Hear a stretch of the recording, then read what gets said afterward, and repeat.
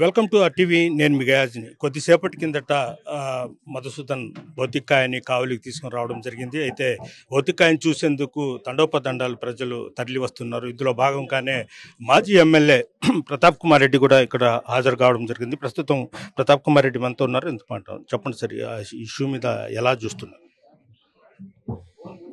ఈ ఇన్సిడెంట్ జరగటం చాలా దురదృష్టకరం. ఎందుకంటే కావాలని ఈరోజు టెర్రరిస్టులు టూరిస్టుల మీద దాడి చేయటం, విచక్షణారహితంగా కాల్పులు జరపటం.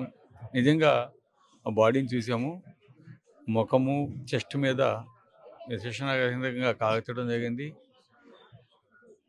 ఆ పిల్లలు, అదేవిధంగా వాళ్ళ మిస్సెస్ కావచ్చు, వాళ్ళ తల్లిదండ్రులు కావచ్చు, ఆ బాడీని చూసినప్పుడు వాళ్ళ నిజంగా తట్టుకోలేకపోతున్నారు.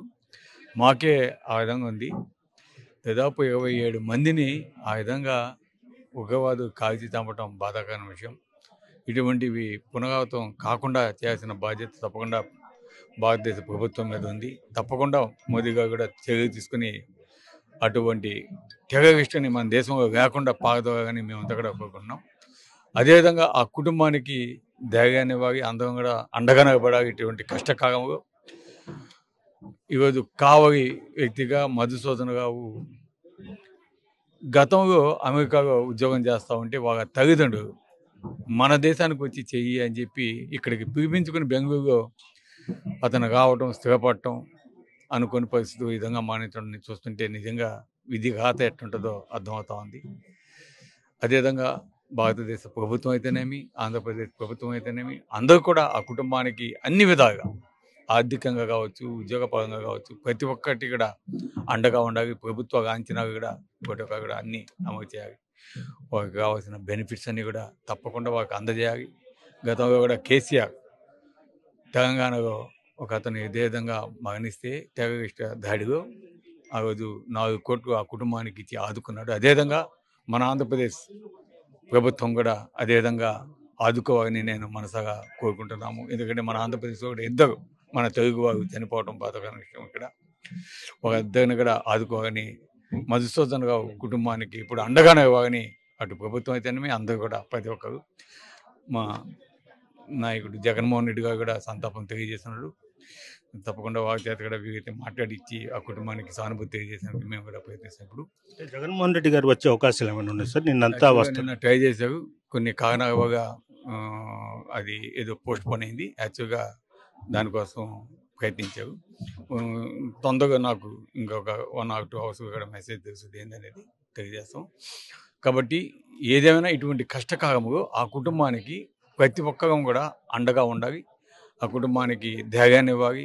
ఆ కుటుంబానికి మా ప్రగాఢ సానుభూతి తెలియజేస్తూ అతని ఆత్మకి శాంతి చేకూరాలని నేను మనసాగా కోరుకుంటున్నాను. ఒకటి, వాళ్ళ కుటుంబానికి ఒకే కొడుకు, అదేవిధంగా వాళ్ళ చాలా సౌమ్యుడు, వాళ్ళ తల్లిదండ్రులతో పాటు వాళ్ళ మామయ్య, చిన్నాయన, పెద్ద ఆ కుటుంబాన్ని మొత్తం ఇతనే దగ్గరుండి ఆర్థిక పరంగా చూసుకునేవాళ్ళు. అలాంటి వ్యక్తి ఈరోజు లేకపోవడం, అదేవిధంగా పిల్లలు కూడా చదువుకుంటున్నారు. బీటెక్ అమ్మాయి చేసింది, ఇంటర్మీడియట్.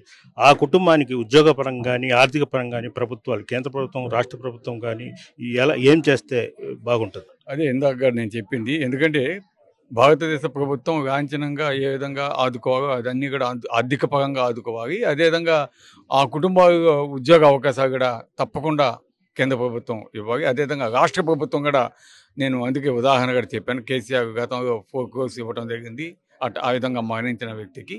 కాబట్టి ఈరోజు కూడా మన ఆంధ్రప్రదేశ్ ప్రభుత్వం కూడా తప్పకుండా, చంద్రబాబు నాయుడు గారు కూడా తప్పకుండా ఆ కుటుంబాన్ని ఆదుకుంటాడనే నమ్మకం ఉంది. తప్పకుండా చేయాలని మేము కోరుతాం.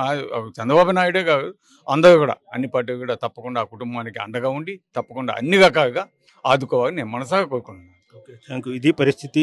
ఎక్స్ఎమ్మెల్యే కూడా ఆ కుటుంబాన్ని ఆదుకోవాలంటూ కూడా చెప్తున్నారు. అదేవిధంగా ప్రభుత్వ లాంఛన ప్రకారంగా జరుగుతుంది. ఇది ప్రస్తుతం ఆర్డీఓ గారు ఉన్నారు, ఆయనతో కూడా మాట్లాడారు. సార్, ఈ ప్రభుత్వ పరంగా ఎప్పుడు ఈ అంత్యక్రియలు జరుగుతాయి, ఎలా ఉంటుంది? ముఖ్యంగా ఇప్పుడు మనము కుటుంబ సభ్యుల వాళ్ళని మెయిన్గా దృష్టిలో పెట్టుకోవాలండి. వాళ్ళకి ఎలా అనుగుణంగా ఉంటే ఆ టైంకి మనము చేయడం జరుగుతుంది. సో కాబట్టి వాళ్ళతో ఒకసారి మాట్లాడి వాళ్ళు ఏ టైంకి అనుకుంటున్నారని తెలుసుకొని, ఆ టైంకి మనం ఎక్కడ చేయాలనుకుంటున్నారని వాళ్ళని తెలుసుకొని దాని ప్రకారంగా చేస్తే బాగుంటుందని ఇప్పుడు మాట్లాడడానికి చూస్తున్నాం. ఇంతవరకు ఏమో డిసైడ్ చేశారు 3 గంటలకి ప్రభుత్వ లాంఛనాలతో చేస్తారంటున్నారు.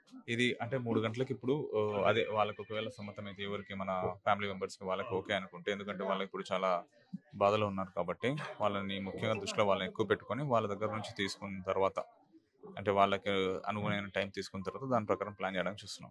Okay, thank you sir. ఇది పరిస్థితి. ఆర్డీఓ గారు కూడా చెప్పడం ఏంటంటే వాళ్ళ కుటుంబ సభ్యులతో మాట్లాడి ఏ టైంలో అంత్యక్రియలు జరపాలని నిర్ణయించుకున్న తర్వాత ప్రభుత్వ లాంఛనాలతో చేయడం జరుగుతుంది. అదేవిధంగా ఎమ్మెల్యే కూడా 10 గంటలకు ఇక్కడికి హాజరయ్యే అవకాశాలు ఉన్నాయి. ఆయన హైదరాబాద్లో ఉండడం వల్ల ఆయన కూడా వచ్చే అవకాశాలు ఉన్నాయి. ప్రస్తుతం మాజీ ఎమ్మెల్యే ప్రతాప్ కుమార్ రెడ్డి కూడా రావడం జరిగింది. సుమారు ఒక 2 గంటల నుంచి ఇక్కడే ఉన్నారు. అదేవిధంగా వివిధ రాజకీయ పార్టీ నేతలు, అదేవిధంగా కావులి ప్రజలు మొత్తం తండోపతండాలకి ఇక్కడికి వచ్చి భౌతికాయని సందర్శించుకుని వెళ్తున్నారు. వీడియో జర్నలిస్ట్ ప్రదీప్తో గయాజ్, RTV కావులి నుంచి. మరిన్ని వీడియోస్ కోసం ఛానల్ ని సబ్స్క్రైబ్ చేయండి. లేటెస్ట్ అప్డేట్స్ కోసం వాట్సాప్ ఛానల్ ని ఫాలో అవ్వండి. అండ్ లింక్ డిస్క్రిప్షన్ లో ఉంది.